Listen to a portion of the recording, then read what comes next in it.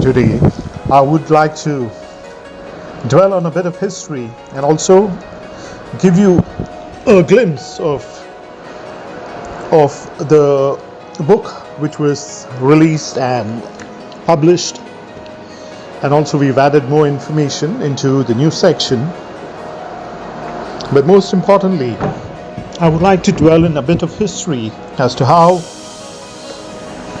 the code from God evolved in terms of helping us understand the energies of the universe, how we can work along with the energies of the universe which sustains all life on earth, and also bring ourselves to health, wealth and spiritual well-being in resonance with the eternal force of the godly force of creation of the universe, which we term as God in our different belief systems.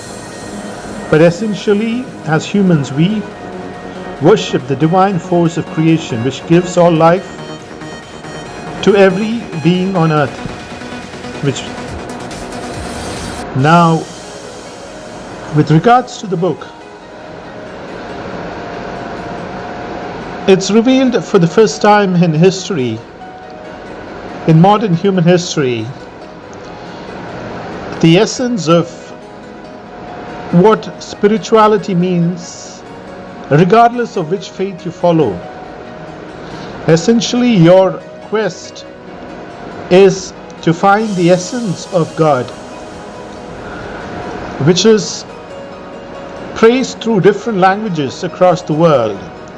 As we've understood that a language is essentially a vibration of the esophagus within the human system, that is the throat. There are muscles within the throat which contract and relax and produces the voice through air vibrations. And this kind of vibration has formed different human languages by which people understand in different forms, but essentially it is a vibration. And when you believe in God, which is the eternal force, there are different names used, but essentially we are vibrating with one voice and praising the universal creation of the godly force of creation. Now the book dwells on the childhood of the author. It dwells on some of the initial phases by which you went through, just like anyone else's childhood. So Bill V, who is the subject of the book, had an initial infatuation in some of the first chapters with one of his teachers. But that kind of infatuation led him to be more devoted to the class. So that infatuation to some extent was used in a positive way, in a very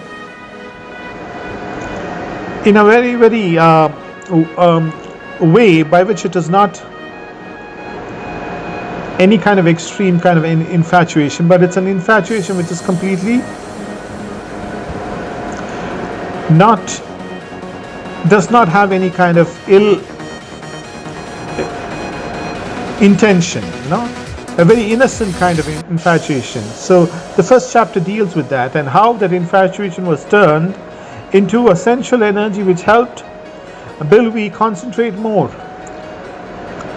So initially, right from the first chapter, we dwell on how sensual energies, even if it is come on a physical level, can be turned into something by which you can dwell more and study, as the first chapter mentioned, and do well in your classes also. Be more sensual towards the subject which you study, which means that you have more interest. You enjoy, you like what you do, you like what you study, you gain knowledge because you find it very interesting. It's not that you're going to, in the literal sense, in different places across the world, they say mug up It's like, which means that you take the imprint of whatever you're reading and just trying to push it in your mind. That is not the way of learning. The way of learning is to understand, like what you're studying. And once you understand and like what you're studying, more information will come to you through the universal force. There'll be new ideas coming through the knowledge which you study. So begin to like what you do in terms of your studies. Now the second chapter also mentions about a kind gesture towards a supervisor. Bilby, the subject of the book, used to go from his home to the school, and there was one caretaker lady, and in one instance the caretaker lady was very, very strict as we go through the book, and Bilby wanted to go to pee. He was urgent, he couldn't let go anywhere when they're walking, so he had to go into the bushes to take a pee, and so he took a pee in the bushes, and when he came back, the lady got very angry and strict, and since she was very strict, she asked him, she wanted to make a show or whatever it is, to the other students not to do the same. So he asked him to do push-ups, which might create pain, which it's around 25-30 push-ups. So Bilby tried those push-ups for around, after 10 he was completely weak. He could not do more, in his childhood. So suddenly an idea came up. He had some toffees in his bag, his school bag. So he offered one of those toffees. That idea struck in his mind immediately. And after 10 push-ups, he took up the toffee and gave it to the lady and said that I cannot do more, you have toffee. So the lady was completely taken aback, in the sense like she liked the toffee, she enjoyed the toffee, and she forgot about the push-ups. So what I was saying, there's lessons from this second chapter also is that even if you're pushed into something initially, or if you find it difficult, a kind gesture, might do the trick, but it's not a trick. If you're offering something with a kind gesture, with the right attitude, people respond to it because they recognize it's done with genuinity, So the third chapter also deals with an endurance competition, So Bilby had different kinds of endurance competition. As a kid, he was quite naughty and also didn't have too much of knowledge and vision into the future as per the wisdom. So he was involved with small competitions, which included eating lemons and trying pain endurance tests with other students. But he knew that just trying, to compete with other kids was not in the best interest of his body or his mind, because eating too many lemons or trying to physically harm oneself through physical endurance test is not in the best interest of humans, because humans have limits to everything, But the best part which he learned from this was to dwell on the mind and to dwell on the energies from the universe. And from a young age he had that interest, in dwelling on meditation to help him in further. So the third chapter again goes, I'm talking about the chapter in terms of importance. It's in different, numerical forms in the book.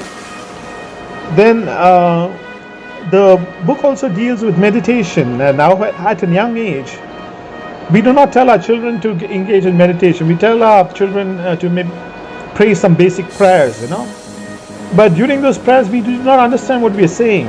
So more than a prayer, a meditation is what's important, for children, for anyone to grow up, by which they understand their value within the universe, their life within the universe.